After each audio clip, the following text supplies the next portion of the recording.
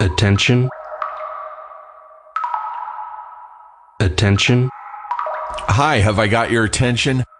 Great. Hey, this is Steve Agee. Hey, did you know I have a podcast here on Feral Audio? It's called Steve Agee. Of course you didn't, because they never advertise it. I don't know if you haven't noticed this or not, but lately Feral's been doing a lot of advertising of all their new podcasts, which is great. There's some really great podcasts, but there's also a lot of really great podcasts that have been around since the beginning, like mine. That's right. I've had a podcast here. I've done almost 80 episodes, you guys. I've had guests like Juliette Lewis, Weird Al Yankovic, Liam Lynch, Diablo Cody, Kumail Nanjiani, Rich Fulcher, Phil Lamar, Adam Goldberg, Mikey Schumann, and Troy Van Leeuwen from Queens of the Stone Age. Guys, the list goes on. You should give my podcast a listen. I'm sorry, does anybody else hear that dripping? Hi, it's Dan Harmon. If you're like me, you're a big fan of Harmontown, the podcast, and you wish that you didn't have to wait so long for it to drop after we record it. But here's the thing. Jeff Spencer, take it. You do not have to wait. You can not only hear it right after it happens, you can watch it too in delicious, deluxe, high-definition multicam on your browser or your mobile phone. We do edit some stuff out sometimes. Like, I'll say something so incredibly racist that we will catch it right before it drops as a podcast. But you get to watch Dan right before the sedition hearing when he talks shit about Trump again. Right. Sometimes we have really famous guests, but we just cut it out of the podcast entirely. Because it turns out they're pedophiles. Sometimes Spencer's never wearing a shirt. Most of the time. We put that in post. Not to mention all the times you always hear people laughing at something that doesn't sound funny because someone is making a funny face or wearing a funny shirt. Yeah, for $5 you get to watch all that stuff. You can see the weirdos sitting down, like getting nervous on camera. There's like one camera that's just right up someone's nose, and they're always picking their nose and stuff like that. That's good. As if that wasn't enough, here's some political incentive. We will match your new subscription to the Harmontown live feed up until April 15th. The day of the big tax march, we'll match it with a donation to the ACLU, which stands for Kllng, which is what you should get. And I know that's triggering your thought of going, doesn't the ACLU now have $800 million? Because, but here's the thing, ACLU money is like toilet paper money. It never expires. But if political encouragement weren't enough, some apolitical encouragement is if you sign up, you get access to a year and a half of our back catalog of video episodes, including the tour in Australia and Harmon Country, as well as audio downloads on the night of the record, on just minutes after it airs. Mm-hmm. I mean, how many times have you been listening to Harmontown for free after Wednesday and thought, I would really want to know what that guy looks like or what she looks like, or I want to see exactly how uncomfortable the audience is when Adam Goldberg is on stage. Mm-hmm. Now, for $5 a month, you get to see it as well as hear it. You can almost taste the Harmontown. Go to harmontown.com/live for your subscription to watch us as well as hear us. It really, really is a taste treat. Dan gave me little eyebrows. I was like, holy shit, that guy just hit the bullseye. I think it's a taste treat. Feral Audio.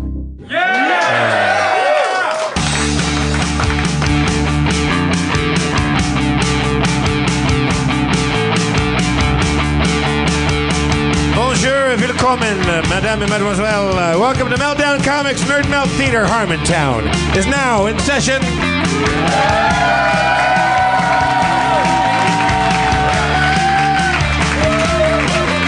Let's bring out Spencer Crittenden. Spencer!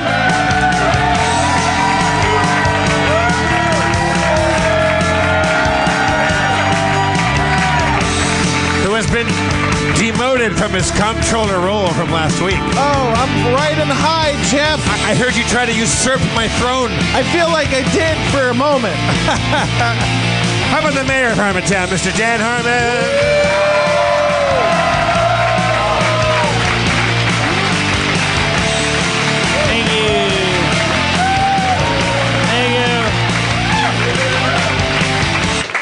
All right. You left me hanging with a high five over here, Oh, man. shit, I didn't, I'm out of it, man. I've been up all night. I gotta go back to work after this. Fucking running on chewable Adderalls and You know they're not chewables. You're just chewing on them. I mean, they seem pretty chewable to me. any pill is chewable if you really put your heart into it. Anything is chewable if you really put your heart into it. Diamonds? I guess so. I mean, If you really put your heart into it. yeah, you'd have to have teeth made of stronger diamonds. That's what heart there's no part of the costs. word chew that implies success. Like you could chew a locomotive. Yeah. You just want to get very far. Yeah. Or does it imply that your jaws go all the way together and you do a rotating mastication motion? Otherwise, is it just biting? I think chewing implies something's being accomplished by your biting. I think chew certainly more than bite does imply success. I was wrong. Chew is like a bite plus. Yeah, it's like a prestige bite. Yeah. I see. Yeah, I listened to last week. Uh-oh. I didn't listen. Hot under the collar over here. Oh boy. I did like the pitch that when Spencer prestiges, he becomes comptroller, and I become Bud Friedman, and I just stand in the back and let people live. Yeah. I thought you'd like prestige, that. Yeah, you'll eventually we'll go from performing at Nerd Melt to Jeff Melt. Yeah. All right. Yeah. I love that. There'll be little jackets I'll hand out like Bud Friedman. Yeah. It's a great episode. It's last week, and go check it out. Oh yeah. It sounded hot as blazes, so I'm glad I missed that. I think it's been a bit of a cooker. Or is that just the friction from the UK leaving the EU? Oh shit. I love Brexit. I love when you work topical. Brexit. I was in London for a couple weeks, which was a great time. Loads of Armenians there. You were there for the Brexit? I was there. I exited Britain before Britain exited the EU. But first of all, Because if you had exited just as they were exiting, I wonder if you would have gone faster than the speed of light. I think the real bummer, and I mean, I'm sure there's lots of bummers, but the big bummer for me is that I think I got paid in pounds, and I don't think I've been paid yet. So I think I just lost a few $1,000s. Yeah. Don't cry for me, Argentina. But you get into a cab. I would get into taxis, and I would talk to the drivers, and I'd say hey, were you a leaver? You're a Remainer?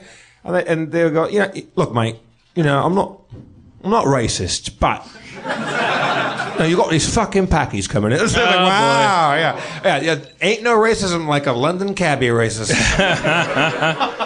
I mean, oh God. Well, I don't even. You know what? I just like. There's a part of my brain that's like, what is this? What? How does the EU? Okay. All right. What problems did he solve by? But there was a little bit of silver lining there because we didn't feel like the kind of there was a little bit of a. It was kind of like when the Chevy Chase thing was going on, how I felt when one of the Palins had an illegitimate kid or something like that for a couple days. I was like, whew.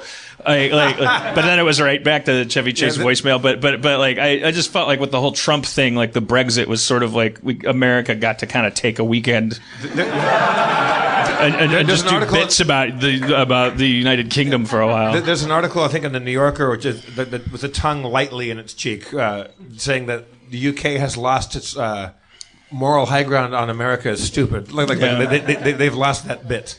Yeah. However, we're going to reclaim that in November, I think. No. No, we are. Because our smart friends, our smart cousins are stupid too. We have to prove that we're more stupid than them because we fucking are. It's going to be bad. It's not a competition. We'll be fine. It won't. None of it really matters. It just proves that people don't vote intellectually anymore. They vote emotionally, and they listen to sound bites. They don't listen to information. They don't even know what the EU is. It's nuts.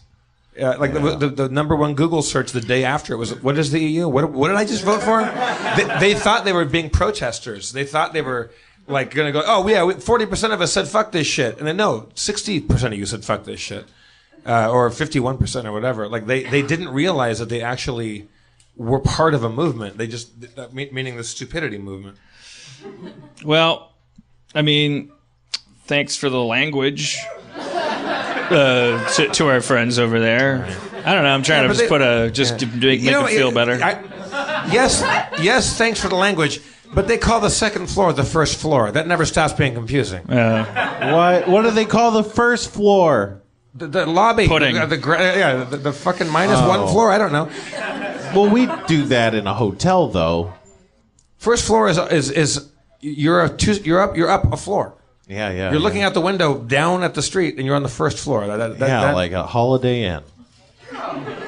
Yeah, it's the L. You press the L button, and then you go up to the first floor. It works like that a lot of places. It's fucked up. Don't get me wrong. Are you fucking kidding me? You've never seen an elevator that has an L at the bottom floor? The second floor is floor 1. It's fucked up. You guys are fucking... Whoever's calling out back there does Spencer, not see elevators Spencer, as much as me. Are you just mad because you're not at the podium this week? Don't even get me started, man. You had bits? You had written down material? Yeah, I didn't have a suit, though. I know. It was a shame. I really get confused in the parking garage elevators. It says G and then P and then there's an L and a B and give a brother a number. All right. That's we solved that. Yeah, we solved that. Okay, so that was the cold open of the show. A little colder than usual.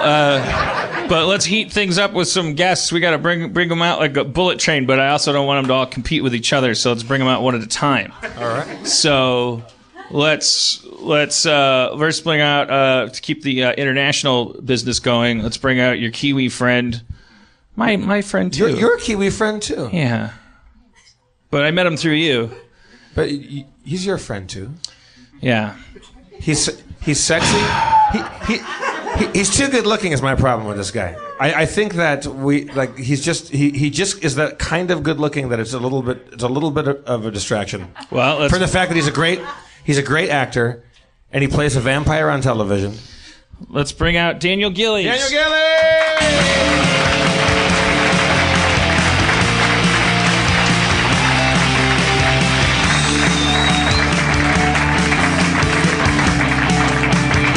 Hello, Daniel. Hey. Hello. Also, your beard, Daniel. I just kissed you on the cheek. Your beard smells great. Did you put cologne in your beard, or is this a? I might have put a little cologne in my beard. It's Chanel Bleu. So you just got picked up for your 4th season of The Originals. Woo! Which is a spin-off of Vampire Diaries. Bleu. This is like the 10th year of the Vampire Diaries started right next to Community. They were in the same time slot. We were little sister shows. Now it's still chugging along, and it's got a kid of its own. Yeah, we're doing a half season this time. We're only doing 13, so I can actually see my family now. What kind of stuff happens in a serialized? I'm assuming it's serialized. It's not like yes. Yeah. I don't know what the alternative would be. Like after 10 years of vampire storylines, what remains to be resolved? Why isn't the town that they're in either fully vampire or? It seems like an untenable conflict. I never watched the what was it called? Blood Simple, Blood Man, Blood People. True Blood. That was like the most popular, like at the height of. I'm not letting you answer the question. I don't know if this is fascinating. I just like on your show. All right, well let's start with. I want to hear your pitch on Blood People. Dude, pitch me Blood People. Santa Wano has all the right moves. child, if you want meth, you want sex, you want a brand new trailer, you gotta come on down here. Oh, and all of the wrong things. Ew, girl, give me another champagne.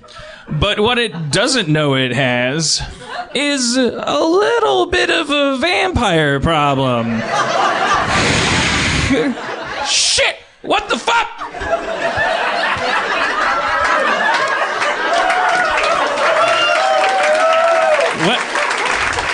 Wednesdays. Are the vampires the blood people or the townspeople the blood people because they have the blood that feeds the vampires? Well, I think as the mayor says in the pilot, he goes, look, we gotta fucking hold it together.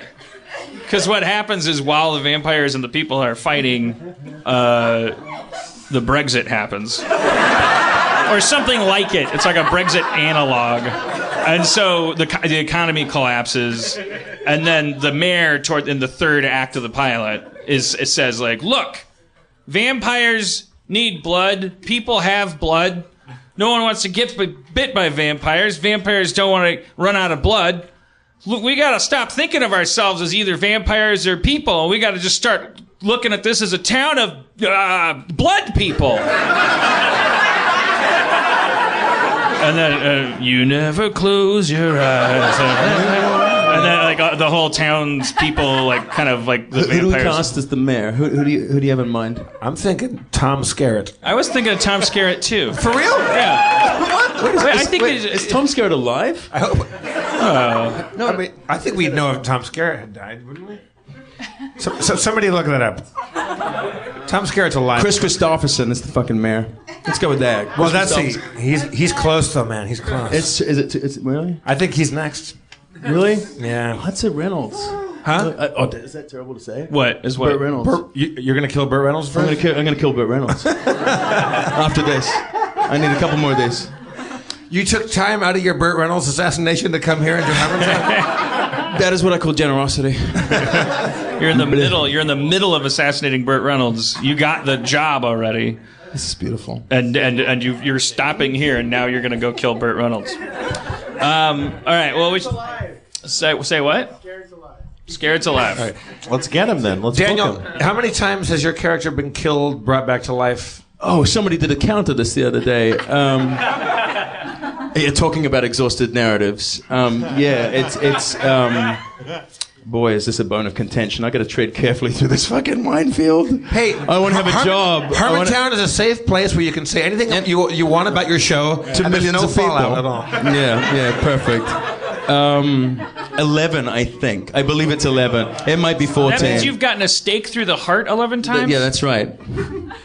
So in addition to normal can't kill you-ness, you also are a vampire that can't be killed. That just can't be killed. It's relentless. It's like, yeah. Well, can you not Tedious be almost. killed, or is it magic that's bringing you back? Are other wizards invoking their will upon you? Or is it like they miss your heart? Meanwhile, I didn't even know Spencer was here. Yeah. He's so fucking beautiful. Oh, thanks, man. I love it. Just like, oh, eclipse. There we go. And it's like, he's the Carl Pilkington of the outfit. I love this. No, I mean that lovingly. Come on. Everybody comes for Carl Pilkington. Hey. No, that's They do. true. They do. Dude, the first season of what was that thing called? I don't care. The Ricky Gervais thing. Come on. The Talker Brothers. Nope. The Idiot Abroad or the cartoon one? No. The one he did, Derek. He was in the first season there. He was fabulous. Anyway, nice to see you, Spencer. It's good Sorry, to what see were you we fucking too. talking about? No, well, I was just We're talking about how you coming can't, back. You can't die even though you're a vampire that, No, has, I can't die. that has death rules. That's right. Are you enjoying it still? You forbade me to watch it. You said, Jiff. I don't. I love the way he does my accent. Here it comes. If you fucking watch it, we're not fucking friends anymore, man. That's true. You forbade me, and I've held to that. Also, I wouldn't have watched it anyway, but That's true. That's true. but you gave me permission to not watch it because I'm a good friend of yours. All right, we should bring up more of our friends. Duncan Trussell's here.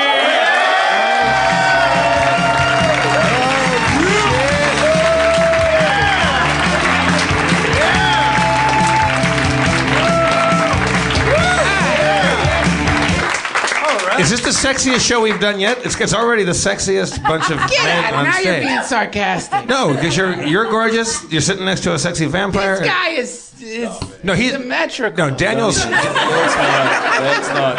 Continue. Do you have beard cologne too, Duncan? Are you one of those guys? Yeah, gravy. It's true. Duncan, treat yourself. Lean over and just take a little smell of Daniel's beard.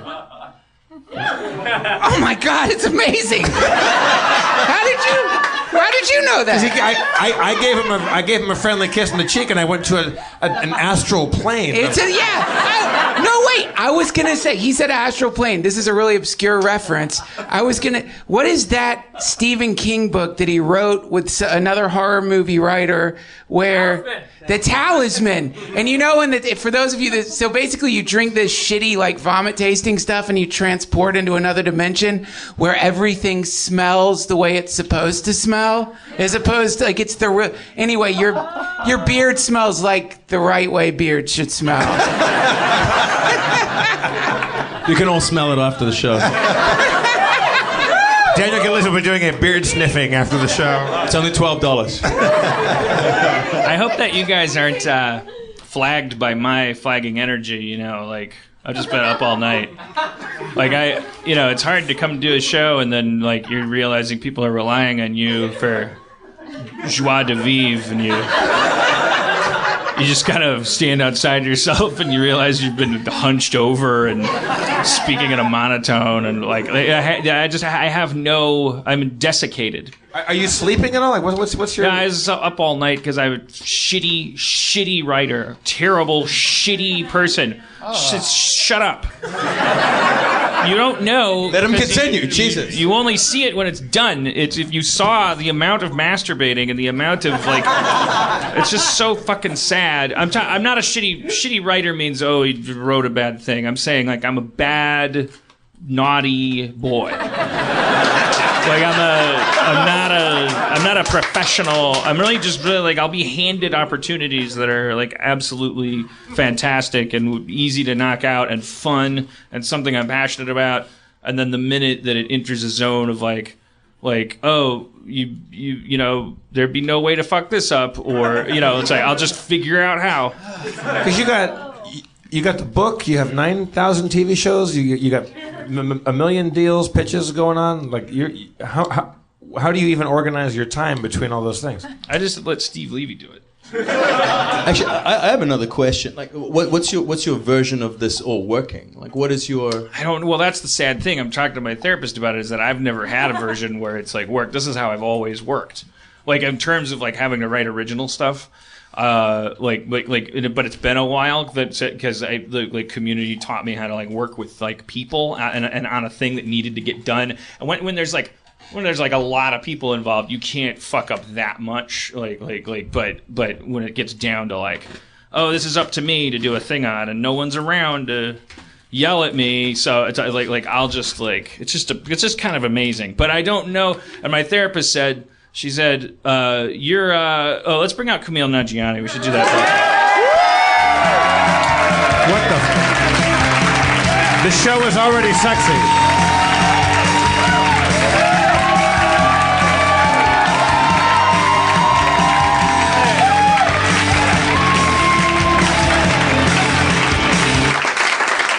Hello. Hello. Are we starting a sexy calendar? What's going on? I know. There's not a lot of gender balance on stage, but I don't think the ladies will be complaining. I mean, we all look fine, but if you had to guess who's playing a vampire on TV, it's very easy. He's still so bitter that I got December in the calendar. Yeah, you gotta close it out strong. What month would you be in a sexy, hunky comedians of calendar? What a horrible idea. I'm saying you had to do it. I have to do it. Yeah, like it's something that you made some sort of terrible deal and part of the contract. Who else is in the calendar? Duncan Trussell, Daniel Gillies, me, Spencer, and Dan. Daniel Harmon. And then who else? We each got 2 months. we each get a holiday month and a freestyle month. Yeah. Because like you get December, you know, it's like fuck, man. Yeah, then you get September with color it or palettes something. spoken for. To take a bullshit month because I got December, or I didn't realize that there was a month people wanted in those kinds of calendars. Well, you don't want February because that's the fewest some bullshit. days. Ugh. I think you want. Yeah, I think I just threw up in my mouth. You don't want thinking about September. I want September. September 11th. But I want. Well, that's not going to be part of the. That's why photo. you want it? You don't want that. Oh, yeah, you don't want that. I thought you were like, give me September 11th. I was thinking pile of leaves. But I guess in the background there could be like a shadow. Yeah. Whoever it is dressed as a firefighter. Or it's like you're in a pile of leaves in a swimsuit and you've got your glasses on the bridge of your nose, but if you like zoom in, the reflection. It's the reflection in your pupil is like.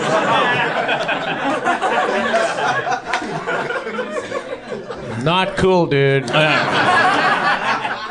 I don't know. To me, it's a tragic event, and wow, what a stand to take. Wow, you really put yourself out there. What a bold stance. Trump kind of wiped it out of me. Do you find yourself as a liberal guy on the internet, kind of like, or just in regular life? Do you find yourself kind of like going to that muscle that you used to use to be like?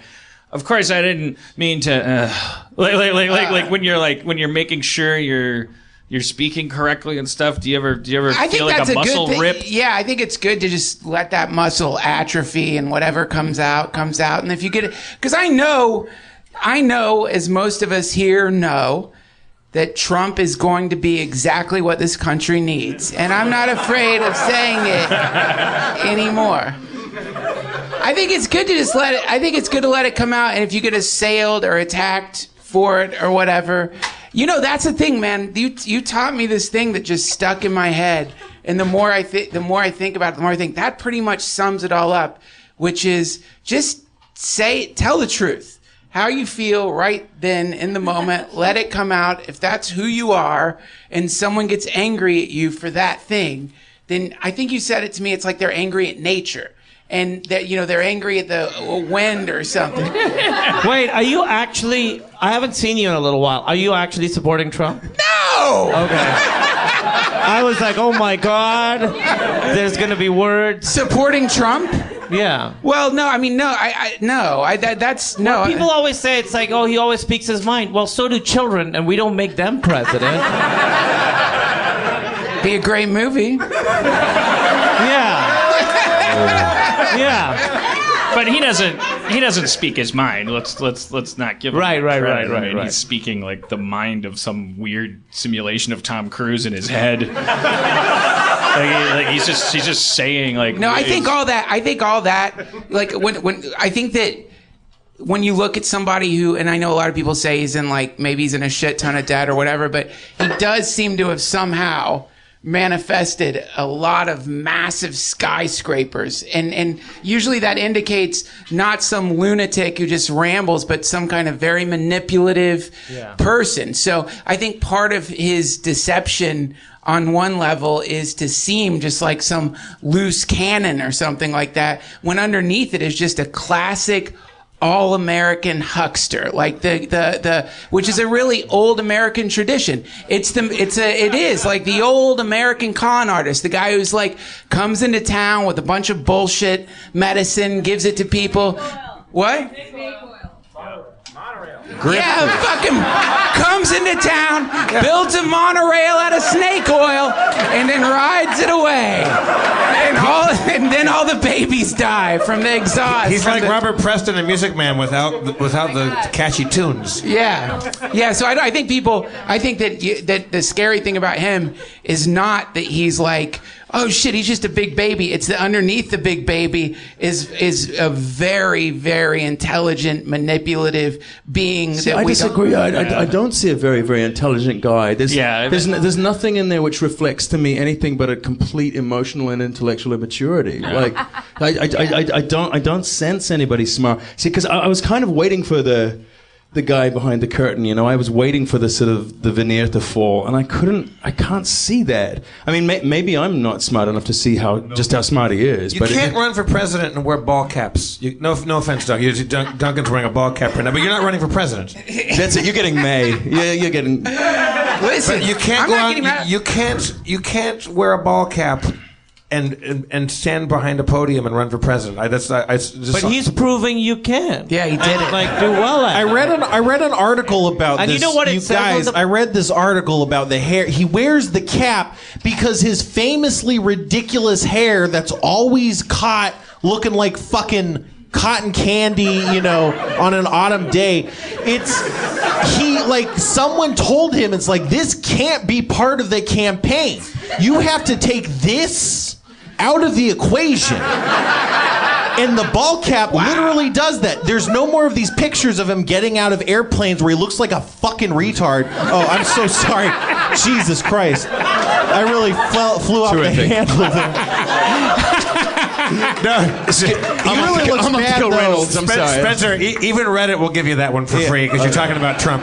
His hair looks crazy. It doesn't look like someone who can touch their hair. I think he's a new breed of politician that has recognized a demographic in the world, which is a demographic that maybe isn't the smartest demographic ever, and I'm trying to be.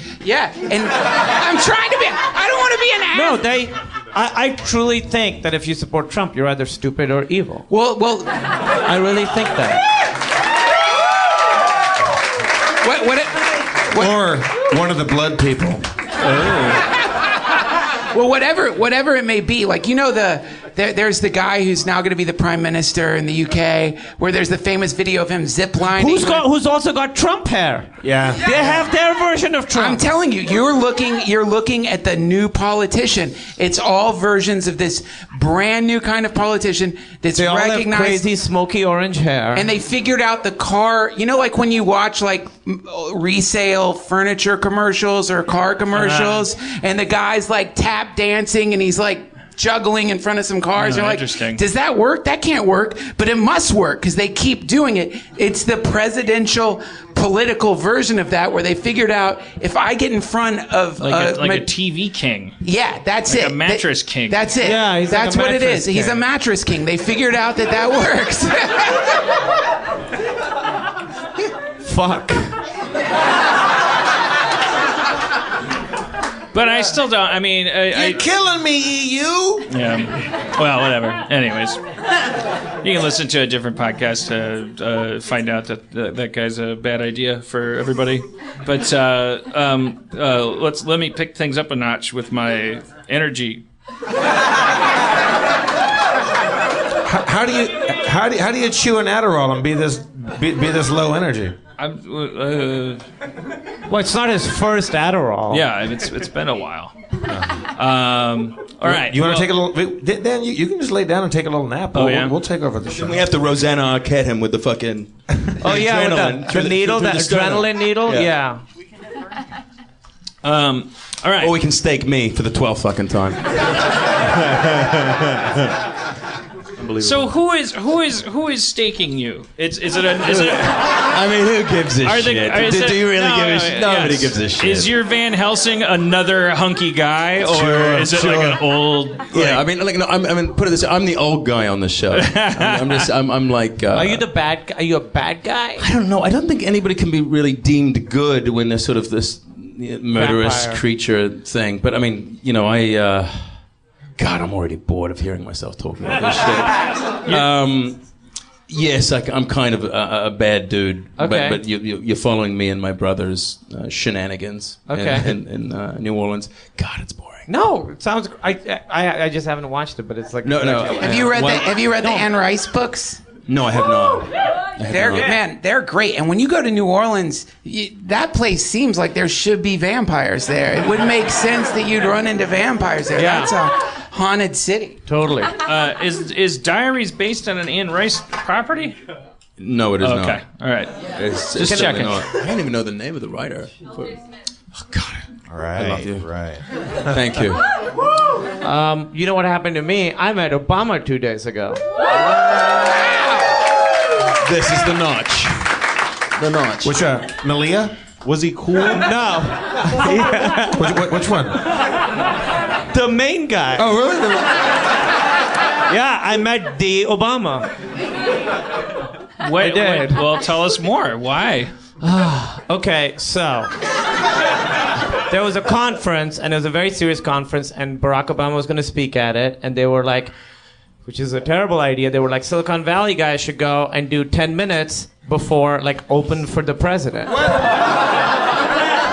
So we went on in this very serious conference where people from Rwanda and Jamaica have been talking about how they're trying to get entrepreneurship going in their countries. And we went on and tried to not say cunt. And Did you tell the Pakistan porn tape story? no. Oh, No, that's a goodie. it was chaos.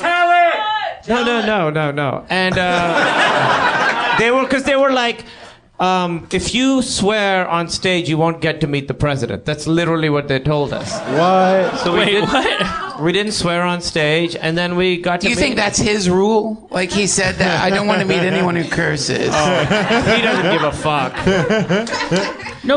Did anybody really say that? Yes, I swear. What? They should not have. Who? What was a stage manager or? No. One of the organizers of the summit was like. How did he say it? What was his exact I want inflection? this context too. She said. Whoa.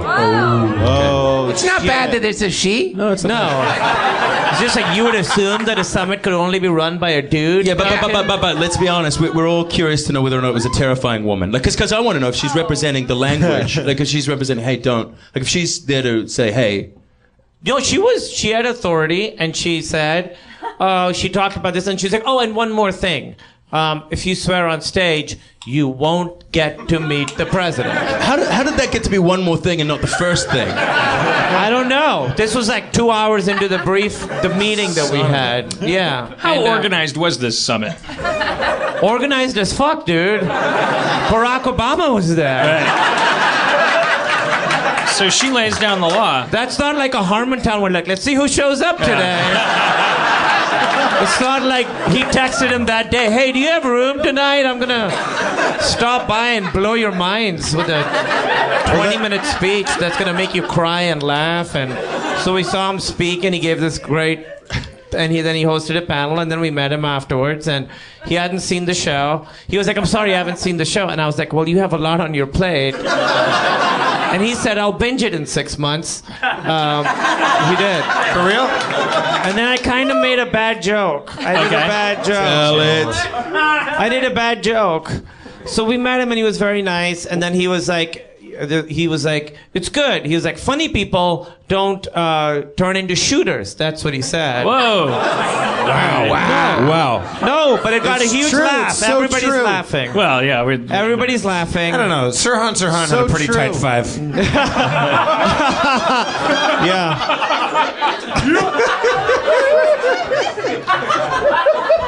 I think it's just sad that the problem is that severe that he's thinking about. But honestly, he's like, there's another that you were one of 8 categories of people he met that day. Yeah. And one was a postal union or something. And he was just like, it's good to be here. I gotta go. What was your joke? What did you say? So he said, funny people don't become shooters, and everybody laughed. And I said, but that doesn't mean that unfunny people are all shooters. And then it was like silent for 5 minutes. And he said, yeah, that's not what I meant. And I was like, I am so sorry. I'm gonna go. My ears turned red. And you thought to yourself, fuck, I should have said cunt on stage. Yeah. Never would have avoided all of this. And I saw him like cross Silicon Valley off his binge list. And the last ship went up one notch. Yeah. But he was very nice. Yeah, the last ship. Always wanted to see that last ship. I'm trying to Joe Obama. What is that show about? Is it about like all the ships are gone and there's only one ship left?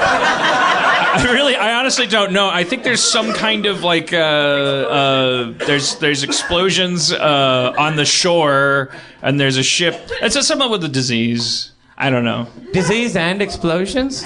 It's like a quarantine-y thing. It's a quarantine drama. Oh, and then the ship is on the ocean, and they're the only ones that don't know what's happening on the. I think they can't go to land. Maybe. So that is how they pitched it. So it's like maybe it's like Star Trek, but all the aliens are sick people, and space is really small and wet, and there's no holodeck.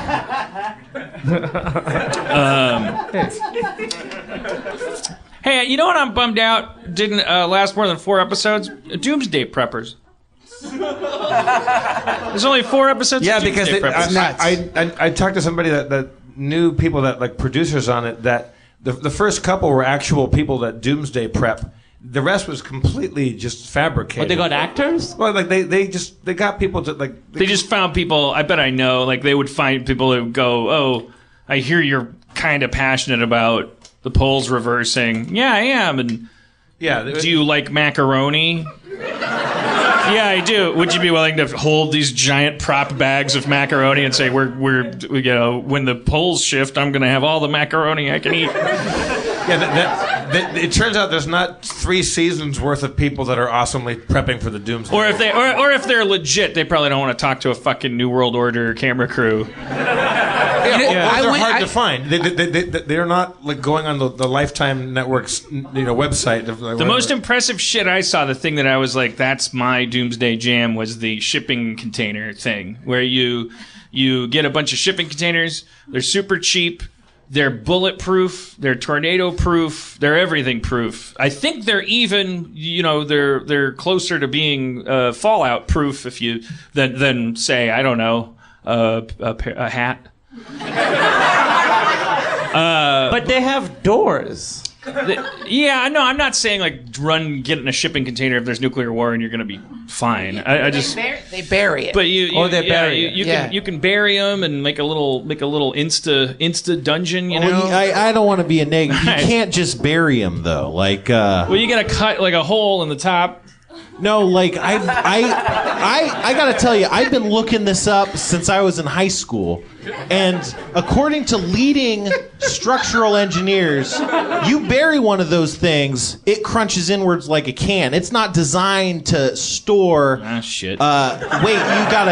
You could do it. You just gotta reinforce it, and at that point, just build a bunker. Oh man, I'm not sitting inside anything that would crush like a can if it wasn't reinforced. Right. But it's such a romantic idea, to be in a box under the fucking ground. It would be the best. You're gonna end up there. That's all I want. I met John Goodman, apparently. I interviewed a guy who bought a limestone, like the United States military hollowed out this massive, I think it was a limestone. American Psyche? What's that? Nothing. Hollowed out this mountain, and he put all these RVs inside of it. So, and you can lease a space in it, drive your RV under the mountain, and then when the apocalypse happens, you've got to make it to the mountain, but then you have a place to stay. And so we went on a tour of this place. Whoa. It was massive. That's massive. Awesome. Crazy. It's crazy under there. And the creepiest thing was there's all these RVs that he's lined up in this limestone cave, and next to one of them, I guess to indicate to prospective clients that it's a kid-friendly place, he's put some AstroTurf and a little kid's bike and like a ball, right? It was the spookiest thing you've ever seen. And like you realize this guy who was giving me the tour, he's gonna be God under this mountain when they seal the door. The overseer. He was the overseer. It was really creepy. The underseer. But also the place had a wine bar. It was like that was part of the... See, now I'm in. Now you got me. Wait, what are people buying spots? How much is a spot? Well, see, the I don't remember how much the spot was. It was actually it was pretty reasonable. I remember it was like for the end of the world and having a place to go to, or the fantasy that you have a place to go to, because he's taking care of all the prep shit, right? So like he's filling the jukebox with "I Think We're Alone Now." Yeah. Yeah, it's all theme songs where you're like, in the beginning it was cool, they were all apocalypse themed, but after a year, it's the end of the world. Fuck this. We did years ago, like after, like I think like 2002. Did some USO tours with Drew Carey. Like did an improv like for the troops around, and we did one show up in Stavanger, Norway, for NATO troops. Like so, a lot of doctors and like highfalutin fancy pantsers that work for NATO. And we went and visited Hitler's northern bunker, which was a giant complex carved into a mountain, like an actual superhero. Hitler Super villain. Sorry, villain. Oh, try that. Get out. Wow. Oh my. But really, hey, you know. Hey. Look, he had some ideas. He made the trains run on time. No, it was straight up supervillain Lex Luthor shit. Yeah. And also, picture a giant mountain with giant tunnels built by Nazi engineers. It looked exactly like that. It looked like supervillain lair. It wasn't fun. It was really like Dr. Evil shit. Were you shocked that Hitler's bunker wasn't fun? I would have thought, look, There would be like a bike and a kid's ball. there was no wine bar. No wine Where bar. was the fucking wine bar, Hitler? That's the real crime. I just think it's kind of funny that, like, I think we've talked about this before. You know, the meme of Hitler from that movie, and you know, everything's been done with the subtitles. And then there was a guy who, like, we had to have talked about this. I just thought there was some guy who looked like I have no idea what corporation it was, but it was sort of like just like some butter company or something, like. I don't know, tried using that Hitler meme to like do like a little thing about their butter or something, and everyone was like, well, then now we can't buy your butter. And he's like, but everybody else does it.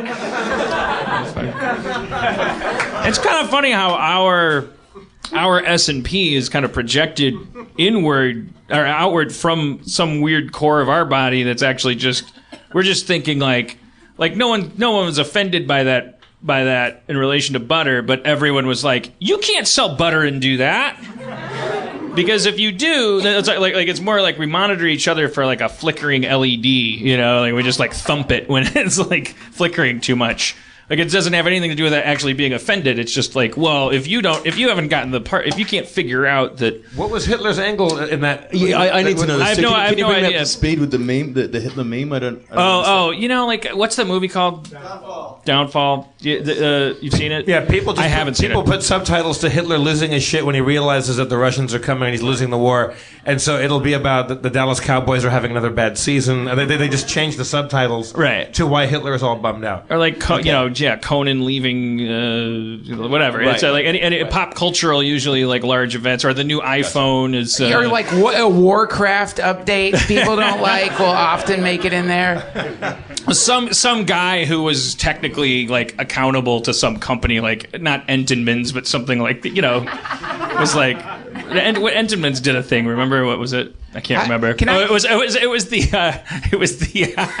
I love this shit. I'm sorry. I wish I wanted the coffee table book of this, but what book? What I could just go on the internet.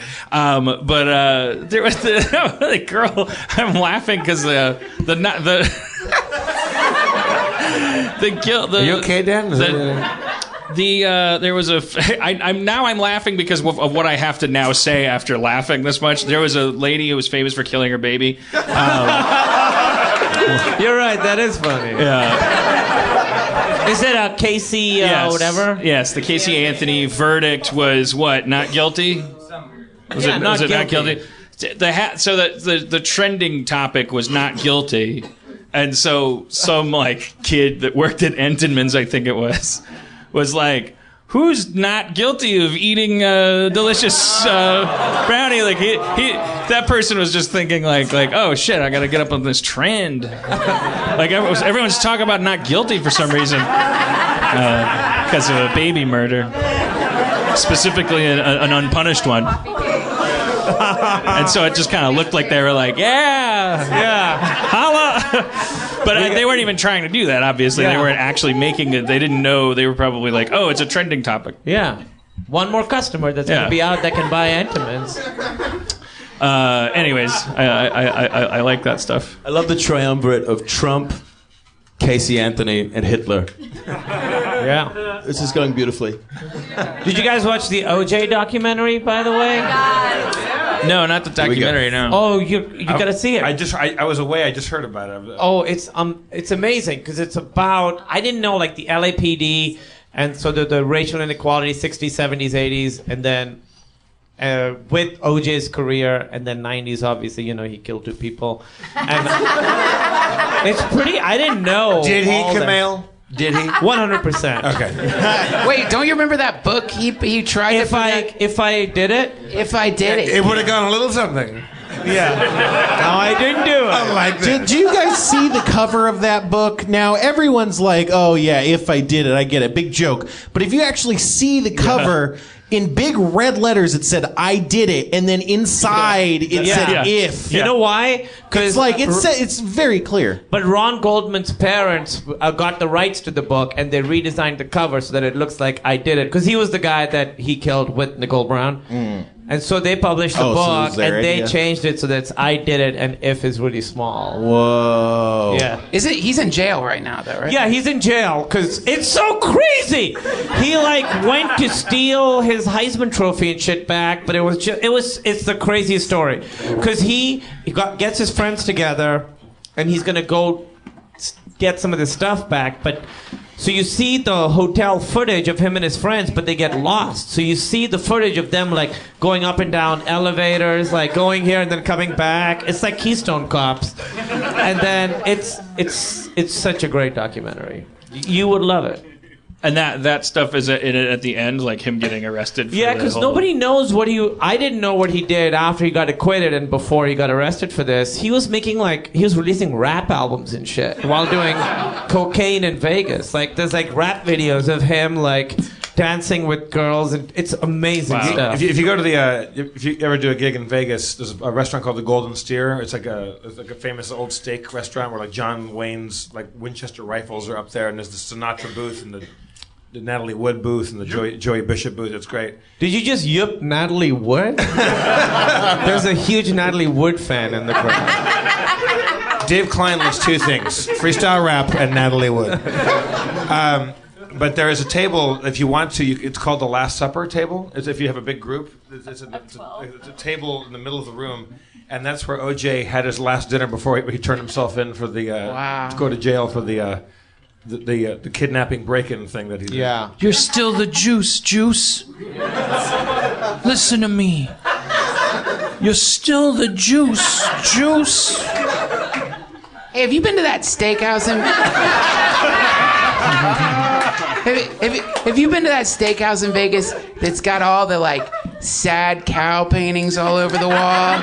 Looks kind of like John Wayne Gacy painted them. It's the creepiest fucking place. Amazing steak, but it's like when you're they boast the saddest cows. No, they have that special Wagyu beef where they rub soap into the cows for a year or whatever. Soap? I don't know. Good, nice flavored They rub soap into the cows. They do something. I don't remember what the way they say. They massage it. The cow. They massage it and they feed it beer and stuff, so it's perfectly marbled. So you get this marbled cow. But I swear to God, I was sitting in there eating, and all of a sudden, underneath the music, it was like they were playing the sound of cows being slaughtered. Yeah. No. For real. I what does that sound like? Just dying animal sounds, underneath it all.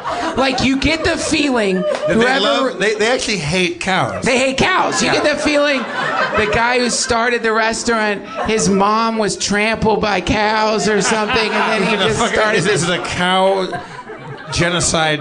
Yeah. He's I'm going to open a restaurant, and I'm going to, first of all, make sure it's the best steak you can get. Yeah, otherwise nobody's going to come in here. Well, also, it's just an extra fuck you. It's plus you're delicious. They show you the picture of the cow dying slowly. Of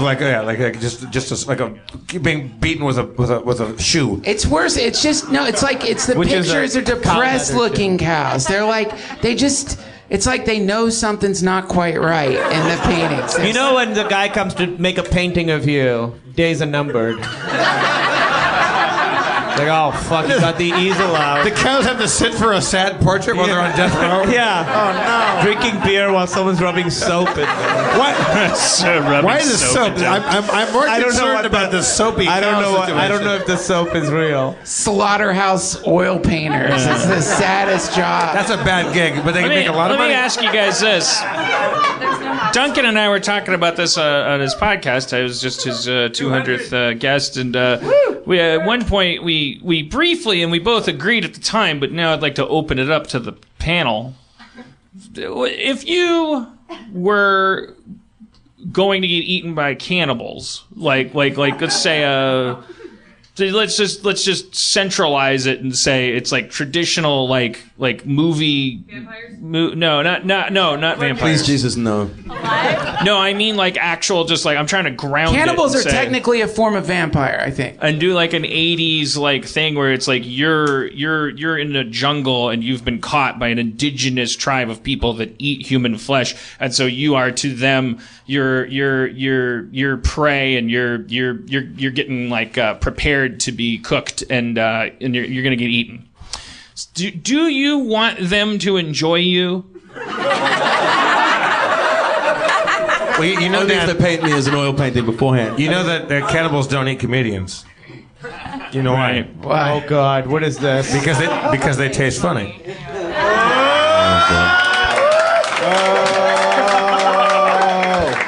You're allowed to buy guns now.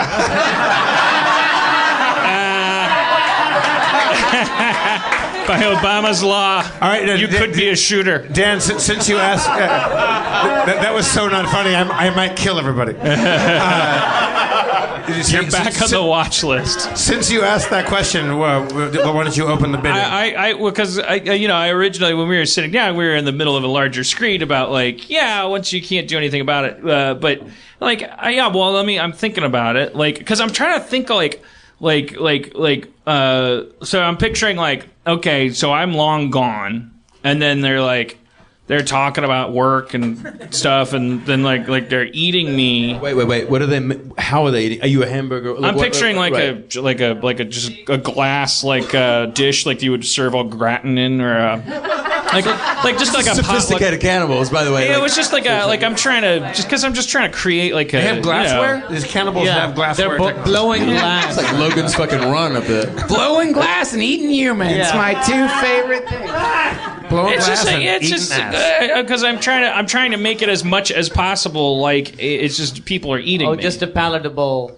I'm trying to remove any kind of extraneous like things. So that's why I'm going with like a weird cartoonish like tribe of cannibals, because they're like, oh, there's like this mythical people that eat people, and that's for them it's just Wednesday, and then because I don't want to get into like trying to like write like all the like coconut Robinson Crusoe technology that they'd use to eat me. So I'm just picturing like my relatives like Easter or something, or just like a banquet table.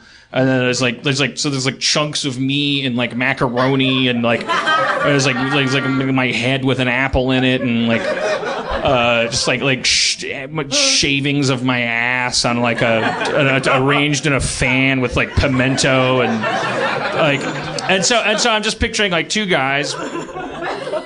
Let's leave the ladies out of it tonight. Like, just commit to it. What are their names, Dan?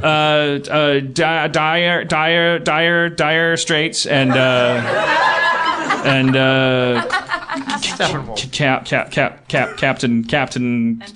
Captain Cannibal. So they go like, oh, what did you do yesterday? I ate some people, and I had to go hunting for people and trying to grow people, but that's not gonna work. Yeah, me too. So, and then like one of them, they've been chewing on me for a little bit. It's not like, oh, let's try this. It's like they got there, they were busy. The guy that cooked me is like still cooking me. Oh, it's not Captain Cannibal or Dire Straits that cooked you. Right. These You're guys cooked are just by a different cannibal. This is just like I just. What's the name of the guy that cooked you? Dave. Dave? Yeah. And so like I mean, it doesn't matter. If you can't tell, it doesn't matter. So but then one of these guys is like, yeah, well, you gotta worry about that, because if you don't, then that'll get you. And then they're like, fuck, this is so good. I guess that. I don't know. I'm picturing that, and I'm like, is that what I want? Is that what I want to think about as I'm dying? Is that like that? They're like, have you tried the guy's like, no, the pink stuff? And the guy like, Or going, shit, man, that is fucking good. Is there any more of that? Like, I don't know. And they're like high fiving each other. I don't know. And then I'm now I'll picture the other thing where they're like, yeah, I don't like that. I don't like that. And which one do you like? Which one do you want? I don't know. It's I really want hard them to like me. You don't want the last thing to be a rejection. Like, he's fucking disgusting. You want to, it's nice. You want to feel, not that you're going to be aware of it, but you want to be like. It becomes easy once you've accepted that you're going to get eaten. But it's like right now sitting here, I'm in a more resistant state. So I'm thinking about it more like, no, I hope they choke on it. Like, because somehow maybe if they choke hard enough, they won't be eating me. God, I don't want to get eaten. Like, it's like forcing you into a realm where you have to already accept at the beginning of the scenario that you're dead and you're being eaten. Well, that I think we started talking about that because I saw this Naked and Afraid episode where this hippie guy like throws a rock at a jungle chicken, and he takes jungle chicken. Yeah, that is beautiful. There are jungle chickens. I think it was a chicken in the Amazon. There's chicken in the jungle. There was a chicken. I'm pretty sure. Are there like little baby kitty cats? There was like it was a chicken in the Amazon, and I think it was a chicken. There's chicken. There ain't no jungle chicken. Okay, fine. Jungle chicken. It's a bird. It was a bird. I think he means a velociraptor. I'm pretty sure it was a chicken. Maybe the show is planting easy to hunt animals. Jungle chicken. But he picks up the jungle bird, and he's like, and it's not, he's stunned it. I think he maybe trapped it or he threw a rock at it and stunned it. He picks it up and he brings it up to his face and he's like, I am so sorry. I need your life energy right now. I need you. And then he snaps its neck. And I was thinking that's the most fucked up thing because the chicken doesn't speak English and right? And just this is an it's a lot like that guy in Schindler's List that's like shh shh shh. You know, he's stabbing the guy, and it's like, and the guy's like, no, why are you being cute? Yeah, if you're gonna eat it, it's like this is an H.P. Lovecraft moment for the chicken. Yeah. It's surrounded by an alien camera crew, and suddenly something is like, that is satanic, man. So, there's another contrast that with my favorite episode of Naked and Afraid. Is like a Mormon dude who the Mormons like they refuse to like huddle for warmth. Wait, that's part of their thing. So but they have so many wives. If they're devout, they have enough wives for the huddle. I think if you're devout anything, I don't know why you're on Naked and Afraid, but if you're devout anything, but I think this, but from my memory, this was and I've seen it before. It was a Mormon person who blah blah blah. He kind of lost his mind in the heat, and he started trying to get this lizard. And like the first day of hunting the lizard, he grabbed the lizard by the tail. The lizard it's the tiniest fucking lizard. This lizard is the size of a goddamn like not even your pinky. That's like and so it would like come out and it would be like on a branch, and then he'd like run at it and it would go in this little hole in the rock, and then like at one point he grabbed it by the tail and he had it, and then the tail came off and he just had the tail. Oh yeah. And then he was just he just spent the whole episode going, that lizard's still in there.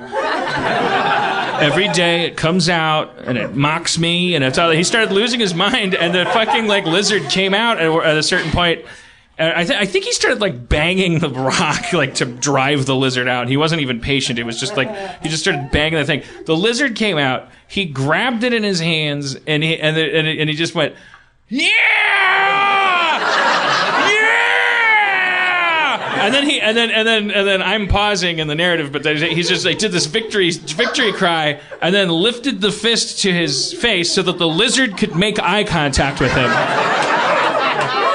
and with no irony, no poetry, no glibness, actual fucking Hemingway level, like just me and the lizard, like he just locked eyes with the lizard and said, "You like that? You like that? You ready for this? Here it comes!" and bit the lizard's head off. And chewed it like it was a piece of hubba bubba. Was he just as happy as the livelong day, and like extra? Like there was a contrast that with like, oh man, I get to eat. I feel really bad. Yeah. I'm so sorry. This guy he wasn't even gonna live off of this thing. He was more excited about how much suffering the thing had gone through. Is he naked? Is he naked during this whole interaction? Yes, and afraid. Yes. That's the dark side of religion, though. That's what happens. You're all repressed, and you go out and you're biting heads off lizards. They were definitely, yeah. They were. That's a great show. I think I get to decide. It's a great show. And those guys because I looked it up because I was wondering how much they get paid to do it. So they get nothing to go out there for 21 days. It's like $4,000. I can't remember. You can look it up. It's probably whatever the guild minimum is for a reality show. No, that's true. Yeah, no, it's not even that, because what they say is they say that you've won a contest. So the way they do, they're a terrible prize. That's what they say. No, that's what's funny is they have this great attorney who like figured out a way around, I guess, all the laws about like what if they die on set and what is the culpability. So the idea is he goes, strangers die all the time. Yeah. What if they were strangers? Well, it's a contest. You won a contest where the reward is you get to spend 21 days in an exotic location trying to survive while being filmed by a camera crew. All the lizards you can eat. Yeah. But that's a great show. That's an amazing show. I heard the red tape didn't work out for that anymore. It's for the next season. What it is whatever country you go to, we just declare war on it, and then they send you over there, and you're an enemy combatant. So, oh wow! So we can just it's 9/11. Don't clap. 9/11. Are you wearing a hat now? Currently, yes. Oh, good. No, but are you have you been doing this show? I woke up from a nap and I was in a rush and I put a hat on. Okay. You pull it off. Huh? You pull it off. I think it's tough for dudes to pull off non-baseball hats. I think so. But Not Jeff. Not Jeff. Jeff could definitely be like a he could be the logo for like a spy garage door openers, or I don't know. He's trying to sell you X-ray glasses. Our dearly departed friend Sam Simon. I went to his house one time and he had a party, and I walked in wearing a hat, and I had it was raining, so I had like an overcoat on, and I had a hat like this on. And he goes, "What are you, Inspector Gadget?" yeah, he kind of ruined my night. I don't think it's. I think it's more like it's a William Burroughs. Like you seem like you might shoot heroin in some, but not like the normal normal like white trash shooting heroin, like heroin in a nice, beautiful like opium den style place. The reason why affluent heroin. The reason why I would never do heroin, because also it's the same reason why I've never smoked. Yeah, why would you never do heroin? Because I think I'd really get into it. That's the thing of heroin. People get into it, but not. I would get. They get addicted to it. Like, I've never smoked a cigarette because I think now I wouldn't do it because I'm mature. Like when you're a teenager and people start smoking, I never did it because I just thought, oh fuck, I'm a smoker. I would like to have the lighter and the tapping of the thing, and I have reason to leave the room and go outside and have a cigarette. But also, if I were a smoker, I would probably be fancy about it, and I would I would go to this. Like I have a friend that goes to a tobacconist in Seattle. It has his own numbered blend of tobacco, and they make him his own cigarettes. Like I would be one of those assholes. Oh yeah, you'd have like a metal case and stuff. Yeah. But if I were heroin, I would have like an old vintage 1920s set that was used by, Greta Garbo's uncle or whatever like that. And I would have like fancy like a nice syringe. So the reason you don't want to do heroin is you like spend too much money on the accoutrement. No, I wouldn't want to do it because I would die doing heroin. Yeah. But the reason why I would get into it is because I would like the toys. You like the toys, Yeah. right? Yeah. You guys know my cat died. Oh my God. Just to pick things up a notch. Sorry. Yeah, I heard from you- Steve, Dan, that Viv died while I was away in London. I was very sad. And I sent you a message and got no reply. Oh, well, I'm sorry. It's all right. You're busy. Yeah, his cat. When did Fifth pass away? I was 2 weeks ago. Yeah, I was in Canada. I was going from the airport to the hotel, and then Steve Levy called, and he was in tears, and was he like- sick? I mean, other than was he like? Did you think that he was near the Steve end? was fine. You know, Steve, I was like, no, he was crying because my cat died. Are you a sociopath? Oh, okay. Why is he crying? Did he have personal loss? Look, water is leaking from their eyes. What is this salty discharge? what is cat? But did you know he was near the end? Well, she. I beg your pardon. I mean, I had been prepared for it forever psychologically because I've had cats that have gone down before, and Viv was like of indeterminate age, but we knew at least 10, and she was FIV positive, and she'd had a whole slew of last couple years. She had when they gave me the big bags of fluid with the big large gauge needle, I was like, look, great. I thought like here we go. So I was ready. But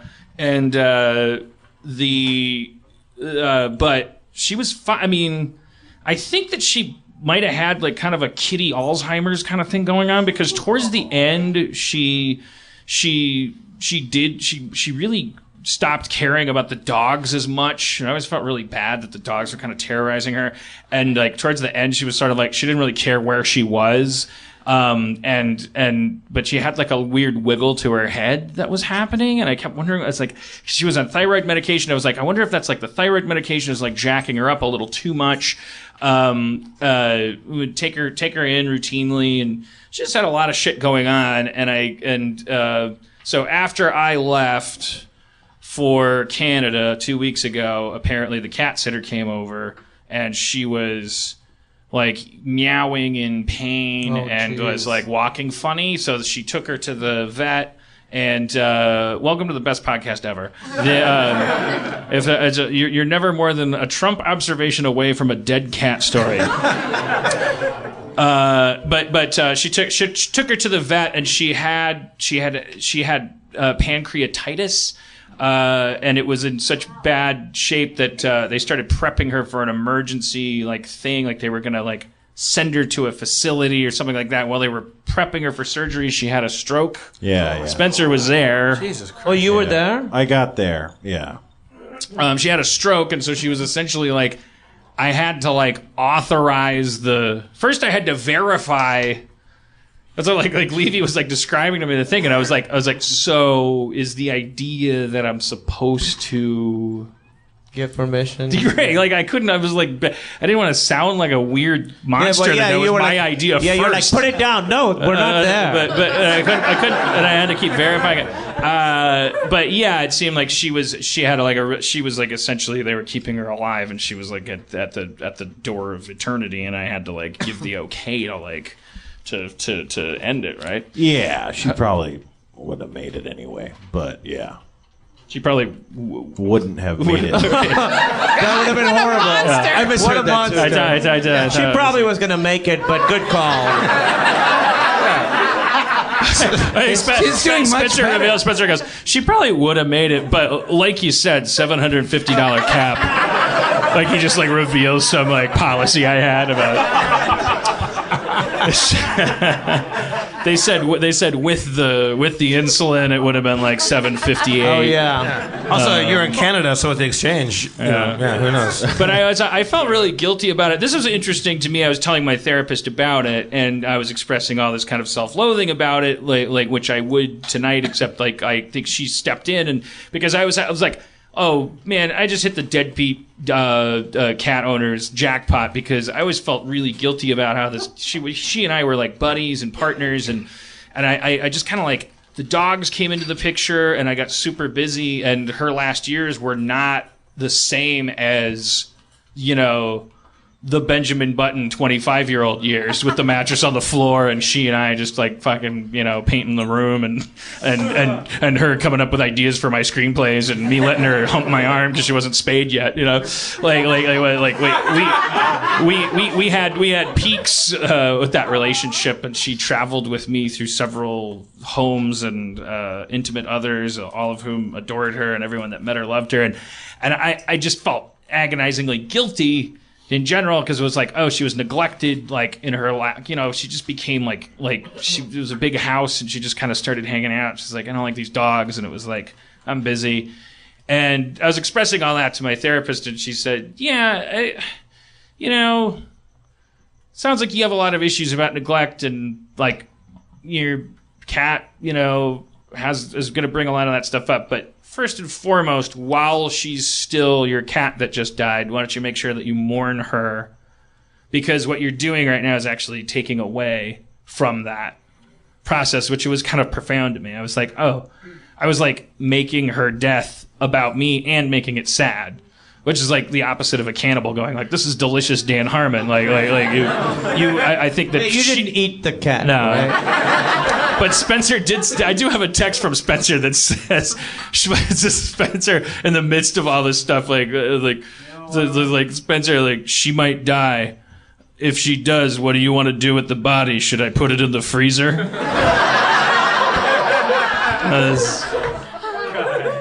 Were you sad, Spencer? Oh, yeah. I was all busted up. Are you being sarcastic? Oh, no, not at all.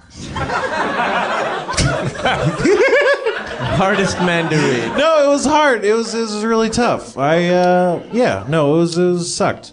Fiv was great. Dan, your assistant Steve, who's more than just, let's not diminish him. He's an awesome dude all the way around. But he's such a good assistant. He let me know about that. Like he actually put out that bat signal. Like let your friends know about Fiv. It's pretty amazing. Yeah, the amount of shit that guy does like that is pretty crazy. And he was so broken up about it. And I was like, "How's Dan doing?" He's like, "Well, he's in Canada right now." Like he didn't. Like, I don't know how much he knew about what your grief... Cut to, crisscross, I'll make you jump! I was just like, at a... I don't know, it was just some Canadian party. Is crisscross Canadian? I don't know. Just the first song in my head. That seemed like the opposite of what you should be listening to after your cat dies. That story was so sad, it made that man throw up into a bag. Oh, don't call him out. He's fine. Yeah. Someone just barfed in the room? We'll be fine. Wow. It's been a real roller coaster. Are you all right, sir? Perhaps not. He's unconscious? Do you need assistance? You okay? We could call, like... Do you want us to put you in the freezer? Call an ambulance. How can we help? Yeah, how can do you want me to help you? Someone Or should lift him out help of her, help him get him call out. an ambulance. She needs help getting out of here. Yes. What's a she? What's happening?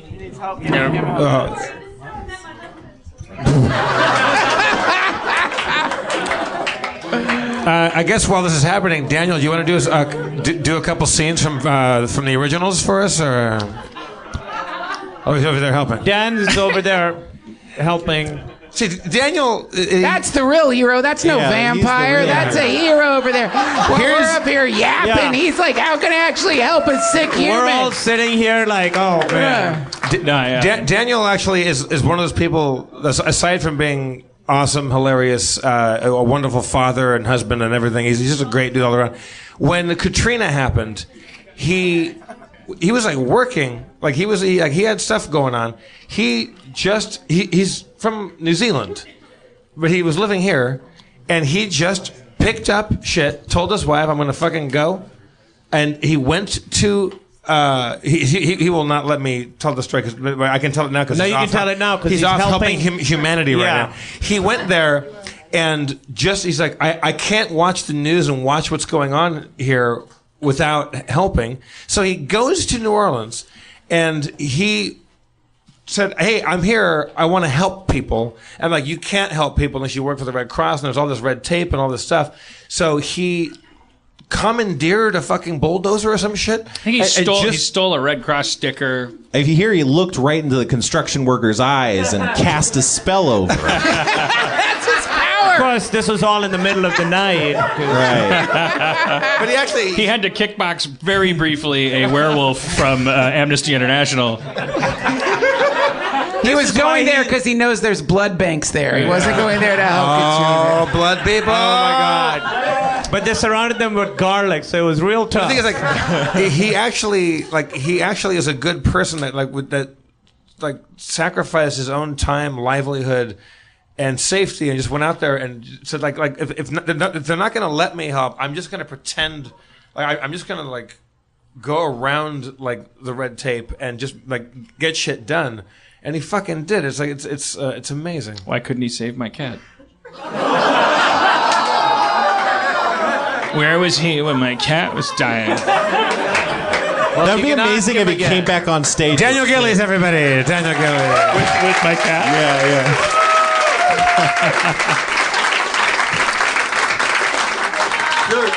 I was saying cunt on stage at an Do you want a Obama Foster's? Oh. Oh! Throwing a beer is not the best idea. Tap it, it's going to blow.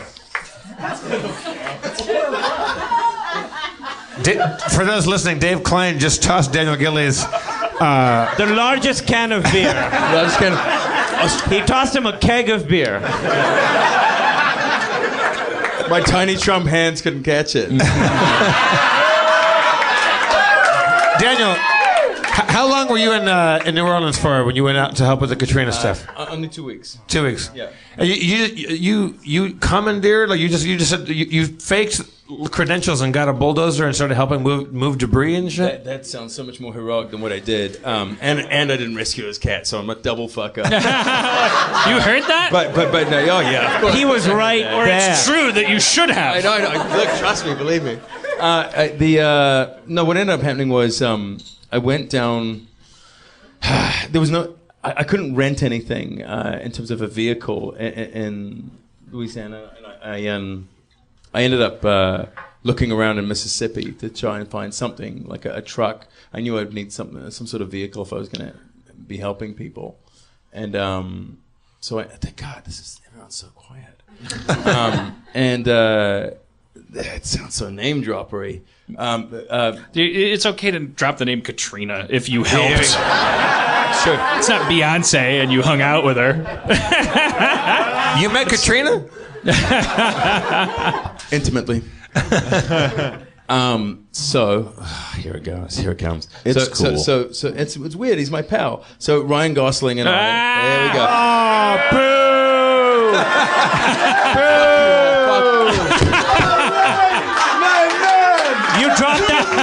You dropped that mic like that name. Wait. Dropping mics and names. That's so cool. Wait, no. That's so cool. No, but seriously, tell us. That's so cool. I forgot this part of the story, Daniel. Go on. That's so cool. Yeah, we're just giving you shit. Go ahead. Sorry. So you called movie star Ryan Gosling. We're not behaving like people that want the rest of the story, which I do. No, I do. I do. Just a couple of symmetricals hanging out. Go ahead. Symmetricals. Wait. What is that? I'm putting a pin in the word symmetricals.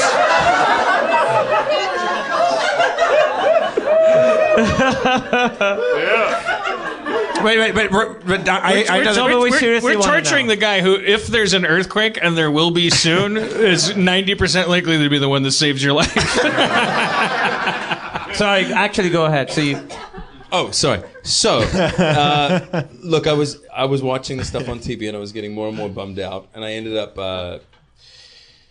I ended up making a call to Ryan, and I said, "Hey, should we go? We should go and do something about this. I'm going to the airport tonight to try and get to Mississippi because that's where I can rent a car because all the vehicles are gone in Louisiana."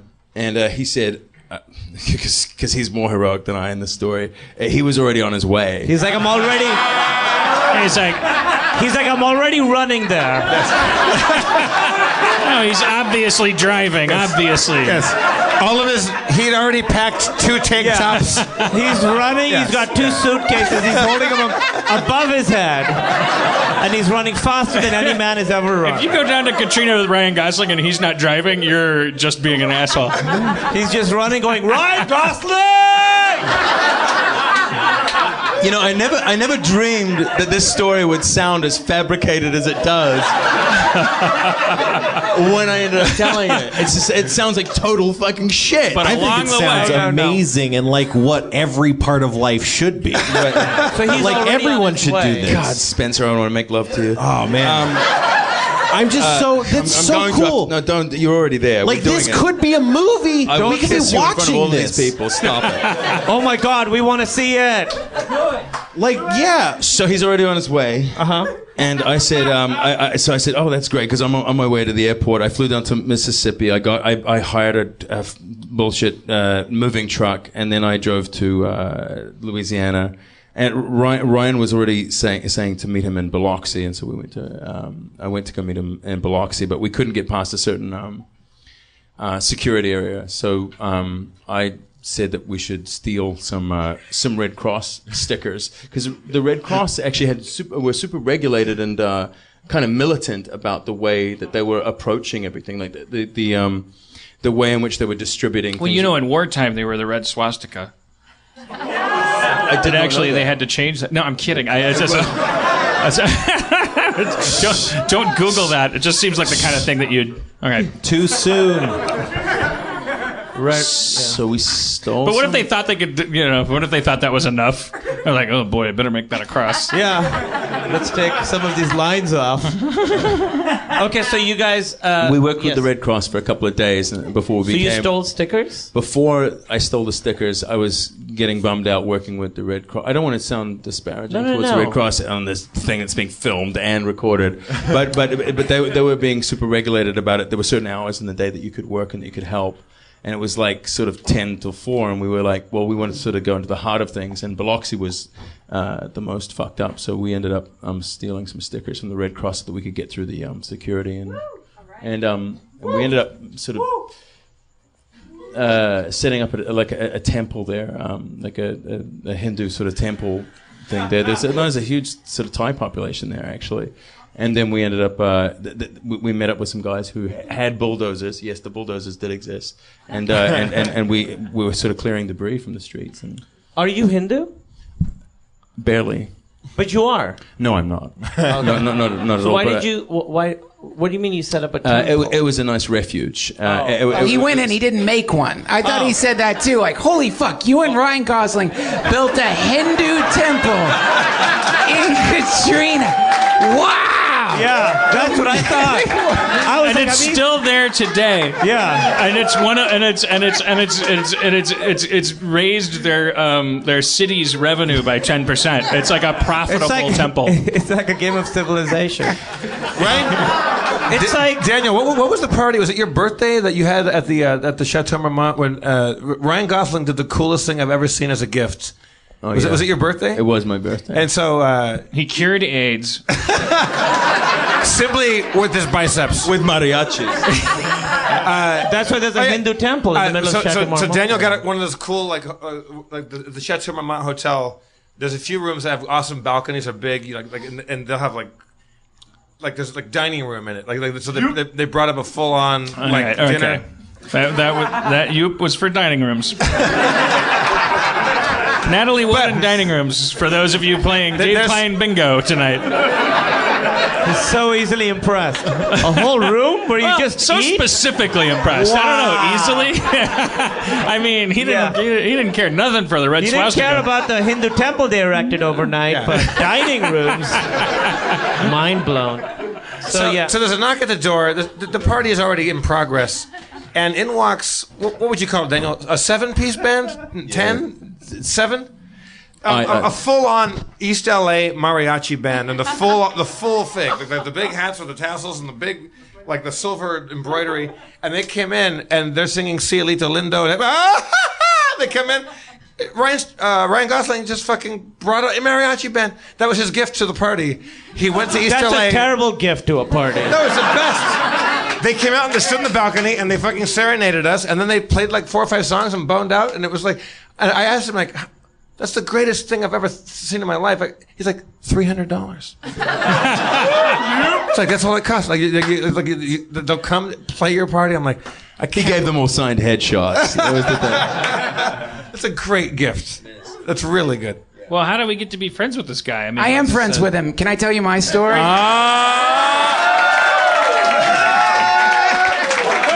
You've been waiting.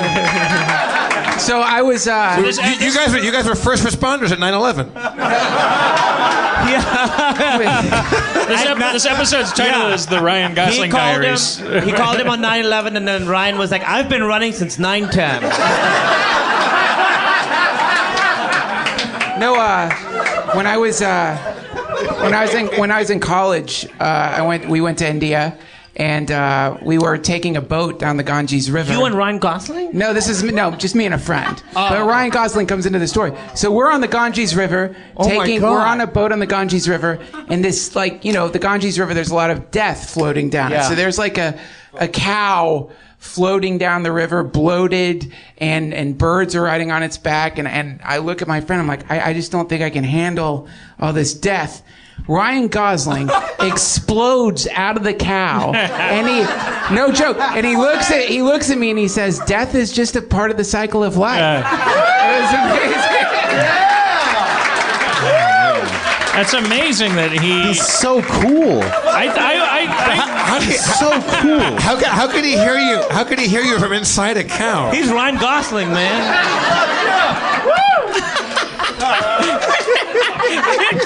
I can't get a read on Daniel. I don't know if he's gonna beat us up or I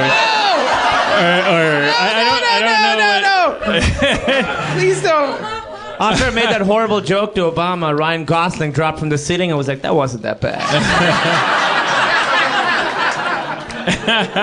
He dropped down like in front of Obama as Obama walked away and whispered to Obama, and Obama came back to you and said, like, on second thought, given my joke, yours wasn't that bad. Yeah. Ha ha ha ha ha.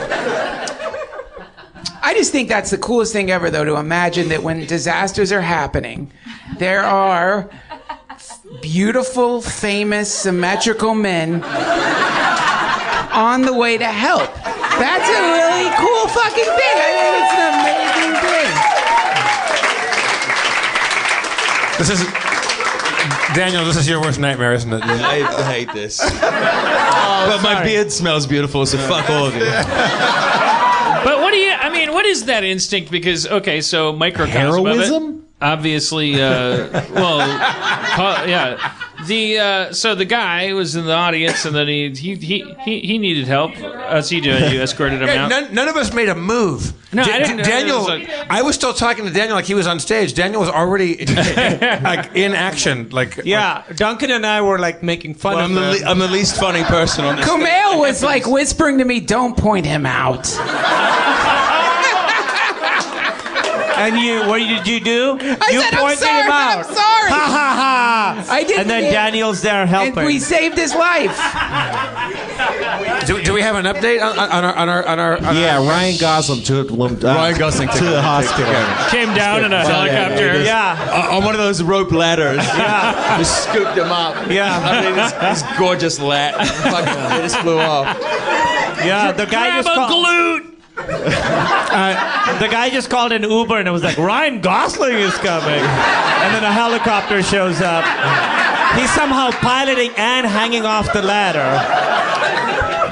But then there's the dark montage of stories that are like, Ryan Gosling lawsuit continues as the woman he pulled from the burning car asserts he threw out her shoulder. News: Ryan Gosling's brush with the Interpol agency, and it's like this montage, and it's like a fall from grace. Like there's no more. We started to take Ryan Gosling for granted, and and then we started fucking shitting on him, and then it's like, and then the end of that credit sequence is like still no word from Ryan Gosling after 2 years, and then you go to the Gosling cave, and.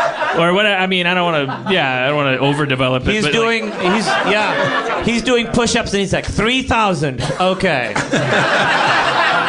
No, I think he would just be sitting in there like. Well, no, he wouldn't be. I mean, that would be a sad moment. Why would he be doing a 3,000th push-up? Because I think now he's ready to go out again. Oh, okay. In my version, we're already at he's now gonna go out. But and you put that right after the. I mean, but it's don't 2 you years, spend right? any time? Yeah, 2 years. You're the writer. Well, I mean, my guess is he's carving Hindu deities in this cave and sitting in front of them. That's a good. It fakes in Jakarta. It's like sundown, and there's like and then he's in a bazaar, and he's finishing. He's going, no, two, shubata, two, hop, and there's like all these people are climbing him and kissing him, and he's like, mashite, mush, and then he goes back to like this 1800s like kind of like British colonial office building where he's a detective. But he plays soccer with some kids on the way back. Oh yeah, no, he's like, this kid, and that kid, the kid with the greasy polo shirt that he goes like, Gosling, sir,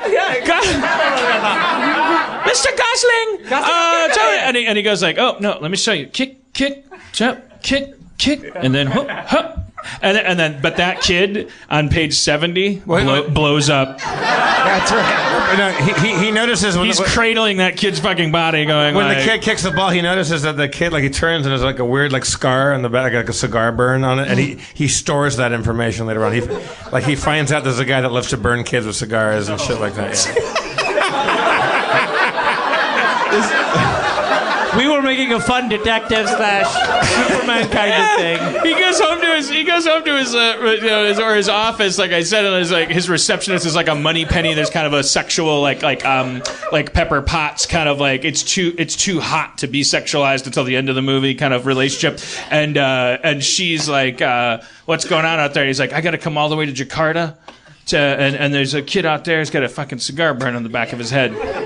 Ryan, you can't save everybody wherever you go. It's like, what are the cases? A walrus poaching happened on the Orient Express. Walrus poachers! Fucking the Jakarta walrus poaching train. It's gone on for too long. But it's great if the guy poaching the walrus is the cigar burning man. He doesn't just poach. He burns kids sometimes. Yeah. It's a lame villain. Man, how fun would it be to really be part of a murder mystery on a real train? Well, it depends on what end of the murder you're on. No, not being the victim or even the person who's responsible for figuring it out, but just to be... I feel like if there's a murder on a train, let's stop that train. Let's all get off. Right, stop the fucking train. Let's go. First off, you stop the train. I think that there's trains they're using that track. I don't think you can just stop a train. I think that's... I'd prefer to have it stopped in that instance. Agreed. Not if you're an oncoming train. But the closest way, the quickest way to get to a place where there's cops and stuff is to keep the train moving. If you stop the train, who can get there because the track is already occupied? Yeah. I'd get out of there. There's been a murder on a closed... But you're in situation. Siberia. The train's going through Siberia. It's like in the middle of nowhere. It's Snowpiercer. Yeah.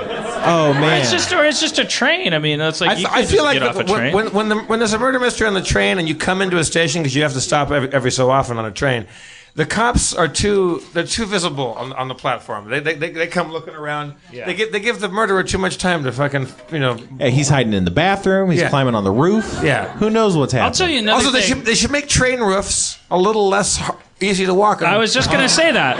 And train doors, they should. Yeah, you should not be able to walk out of a train door climb up on the roof as an option. Right. There's a ladder leading to the roof. And if all that's going to be going on all the time, and there's going to be that many murders on trains, then you got to make those tunnels higher. Oh yeah. So the good guy, but the good guy knows the duck. Right. Yeah. But there's that old saying, Here we go. Murderers on top of trains aren't the people that kill people. The tunnels kill people. Tunnels don't kill people. Murderers on top of trains kill people. Yeah. It's like, but tunnels kill people. Yeah. But if you look into those stats, a lot of times what you'll find is that the statistical likelihood that the person that gets killed on top of during a train fight, they've studied this. It's as you'd expect, contrary to what movies would have you believe. Half of the time, the guy who gets taken out by the tunnel is the good guy. Half the time. You might as well flip a coin, assuming a two-man fight on top of a train. That's really correct, sir. Good job. 50-50. You got a math genius here. The statistic is, it's actually very similar to if you have a weapon, it's more likely that you're going to kill yourself with a weapon, that you're going to defend yourself with a weapon. In the same way, if you're on a train, it's more likely that you're going to kill yourself on the train. For sure. Based on these the Reddit videos, have you seen those where there's a whole thing happening I think it's in India, where these kids hang out the side of the train for thrills. So they will hang themselves outside the train, and then there's a whole genre now of videos of the kids just getting smashed into poles. And you're watching these? All night. I can't get to sleep. I can't get to sleep unless I watch an Indian. I wonder why. How can I sleep? I've seen 30 kids being murdered. No, I mean I can't get to sleep unless I see the kid getting murdered, and then I go right out. Oh man, you gotta go to 4chan plus China equals fucking crazy. Fucking. Well, the guy that invented the microwave, he never wanted one in the house because he realized he knew how strong the magnetrons are and how bad they are for our bodies. Raymond Tunnels. Is that true? Is that a word you made up? What are magnetrons? Magnetron? It sounds like something out of the Transformers. Yeah, he fights Optimus Prime. Is Magnetron a nemesis to Optimus Prime? Magnetrons are the business end of a microwave. They're the things that cook your food. I think I should be the business end of the microwave. Oh shit!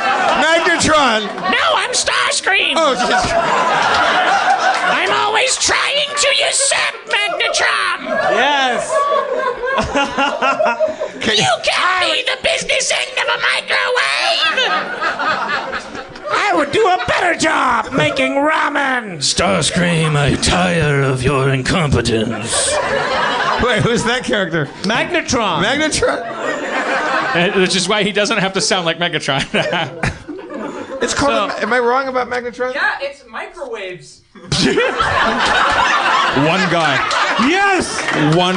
50-50. I bet he's right.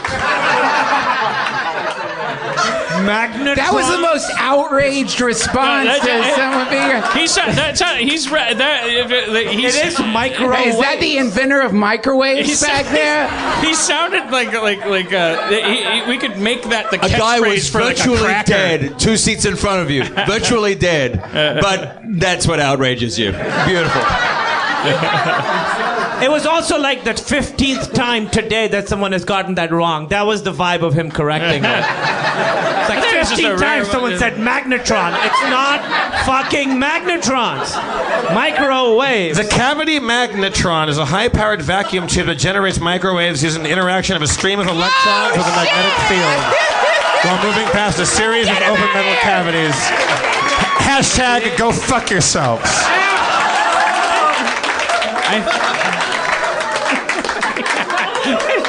Nobody was on the other side of this issue. We just wanted clarity. You guys made a fool of me. No. But it's different. What if I fucking something fell on me right now and I become the Phantom of the Opera? I haunt this podcast forever while heating up your food. You're both right, because the magnetron is the tube that makes the microwave. So he was more right, because the thing that's going around doing the things is the microwave. Microwaves, yeah. Created by a magnetron. No, This is which came first, the magnetron or the microwave? Who knows? Well, I'm more impressed by Dan's Starscream impression. That's pretty good. Dude, that was beautiful. Yeah, you He's had a that great in the Cobra back pocket. commander. Cobra Commander. Yeah, exactly. I'm Starscream. Can you do Scream rap. Starscream rap? Yes. Zach, you got a beat for You look us? troubled.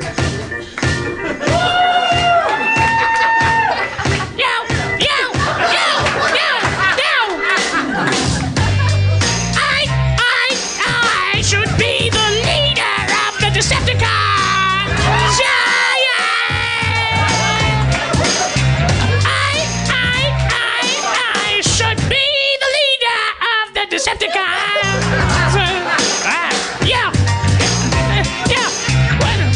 Wait. I'm just trying to hear the. Okay.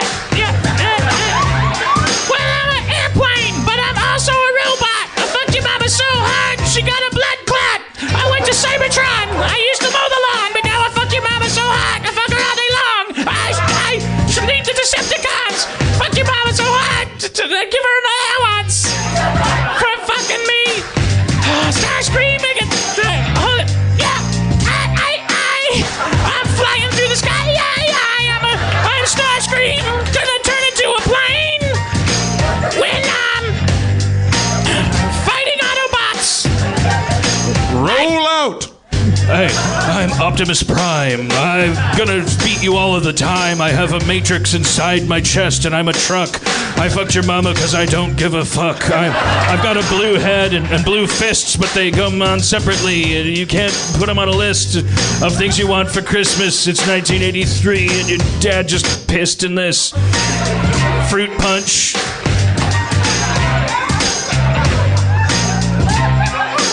Optimus Prime, bringing dark memories. I got a trailer that transforms into a combat platform. There's a little robot inside. It's kind of like your mama's pussy. It's wide. Just take it easy. Take it easy. Take it easy. Oh, we should team up. Yes, we should. We both hate Megatron. Yes, we do. What are you guys doing? Oh, it's Megatron. Oh, dance.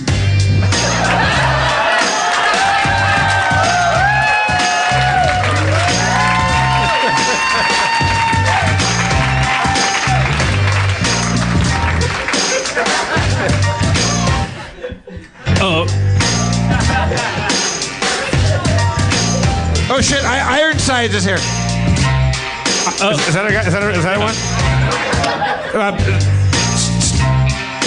Ironsides. I'm Ironsides. I turned into a man. Ironhide. No. What? Oh no! Look! It's out! Look out! It's. Hello. My name is Mr. Johnson. I'm here to mow your lawn, son. I rake the leaves. Gonna do it in a pair of greaves. I also do LARPing. Give me a second. I'm walking down your lawn and I'm pulling a thread. I found your mama. She's dead. She's buried underground under the sprinkler. I dig deeper. I found Henry Winkler. He's from Happy Days, but I don't know what to do without Waze. If it doesn't tell me where to go, I can't drive. Ryan Gosling, starred in Drive. Ryan Gosling. Ryan Gosling. Ryan Gosling.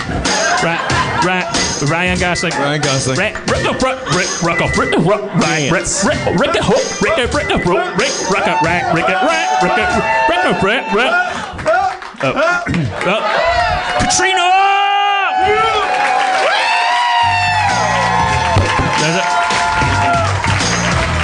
Oh, that beard smells. That's good. Yo. Still going. Yeah. What? Yo.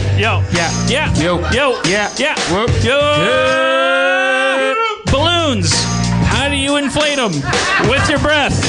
Don't hate them.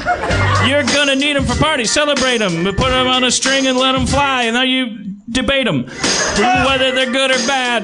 Is it a balloon that you'd possess, or did you ever had the balloon? Or was it a dream? Is it all filled with air, or would you use steam? If you do, it might expand and take you all across this glorious land. You might land down in a field of corn. You might get outside and find a prehistoric horn. You blow it toot toot and summon cavemen, and then you go all around history again. You got Stonehenge, you got Columbus, you got Plymouth Rock, and I'm gonna fuck this pussy. Okay, all right. All right. It's been a good show, but yo. I'm not in charge. This is all Zach doing the beats right now. Yeah. Well, it's been a good show. What have we learned?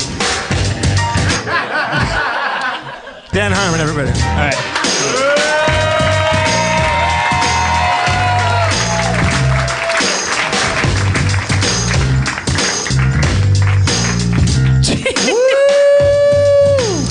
Okay. All right, so You came down pretty hard on balloons. you know there's a helium shortage. Have you heard about that? Is that true? Yep. It's a We big should problem. probably close out with that topic. Yeah, it's You gonna. guys heard about the helium shortage? It's gonna be bad. It's terrible. All computers basically are made with helium, and we're just putting them in balloons. There will be a point when balloons are like, I mean, we'll probably be pretty old, but wouldn't all the helium just be up higher? Yeah, that's the problem. So why don't we just go up? well, then there's going to be a ladder You shortage. don't just get a net. You can't just pull it out of the sky. You can't. Is all the helium living up on the edge of our atmosphere right A now? lot of it. Helium is triple bonded hydrogen, or is It that? sure is, Dan. I don't. No, I don't No, think it's so. its own. It's its own element. It's just it's well, what is it? It's twice no, as it's its own much. element. What am I, element. fucking idiot? It's a yes, rare of course, gas. it's an element.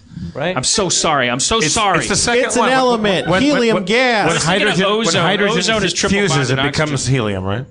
No, helium is its own element. Yeah, but Oh, you have to have maybe. We all know so little. Don't really lump is me sad. in with that. That's I didn't know that was a thing. When I was doing the improv shows in London, one of the suggestions or like the gets for the scene was, hey, the world is running out of something. What is it? And someone yelled, and a bunch of people yelled helium. I thought that was just a weird thing. Nah, it's true, man. It's not So funny. what happens when we run out of our helium? The unicorns all die. We're not going to be able to make computers. But doesn't the law of conservation of helium say that we're not gonna run out of helium? It's gonna all just be floating up at the edge of the thing. They're going to repeal that law.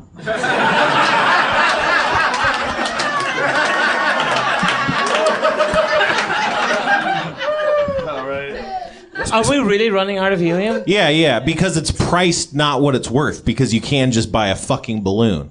Like, if the world was just, it would cost a lot more to buy a balloon because of how much value there is in the amount of computers you can make with that helium balloon. What does helium do for computers? I think it's just very cold. It has something to do with, like, I don't know. It has something to do with what liquid helium, this guy says. That's probably true. I mean, probably just something with electronic stuff. It's great. You think it's used in coolant systems? I think it's exclusively? just used to make the superconducting chips or something like that. Compress it and circulate it. Thank you. That sounds like bullshit, sir.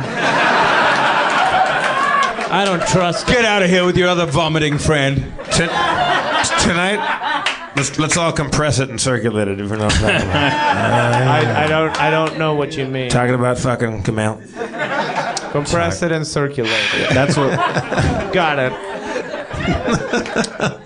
Where do they get helium? Where do we get helium? When we mine it from the clouds. What about helium? What's the Natural gas wells. Or clouds. Byproduct of fracking sometimes. Is that right? This guy. What about helium-3? What's up with helium-3? Oh, it's the worst. Yo, fuck fracking, bro. Say what? Wow. It's a contentious but lethargic crowd tonight. We're all so fatigued by global events. Like, everyone in LA is just like kind of going through the motions. Someone went, fuck fracking, bro. Hey, Spencer. They're just kind of tired. Spencer, can we do a show maybe next Sunday where you comptrol, but I'm here. You wear a suit. I'm gonna wear a t-shirt, lumberjack shirt, and some shorts instead of a bit. Yes. Let's do it. I will finance this. He needs to be in your suit with that fucking hat. Oh, he needs to yeah. look like Inspector Gadget. Gillies! I can't believe we haven't done this. All right, so Take your dick out. Take your dick out. Yeah, you gotta show. You gotta show. It's so fucking hard. Not it's like again. tungsten. It's true. It's like tungsten. Like helium. No, You could tungsten. make X-ray targets out of his dick. It's like tungsten. I don't know. I did random research for a movie I'm doing a rewrite on. So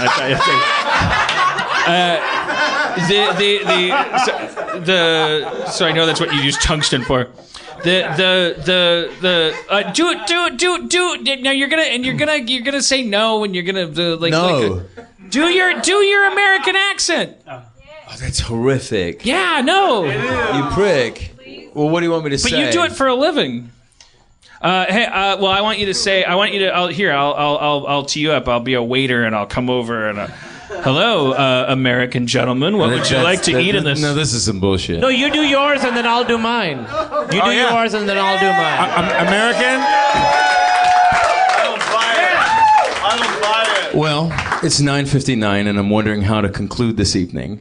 I'm grateful to all of you for sitting through our bullshit. Thank you so much. We're trying to decide how to conclude, and we can't. Take it away. I lied. I'm not going to do it. Thank you for coming to Harmontown, everybody. Kamal Nanjiani, Duncan Trussell, Daniel Gillies, Spencer Crittenden, I'm Jeff Davis, your mayor, Dan Harmon.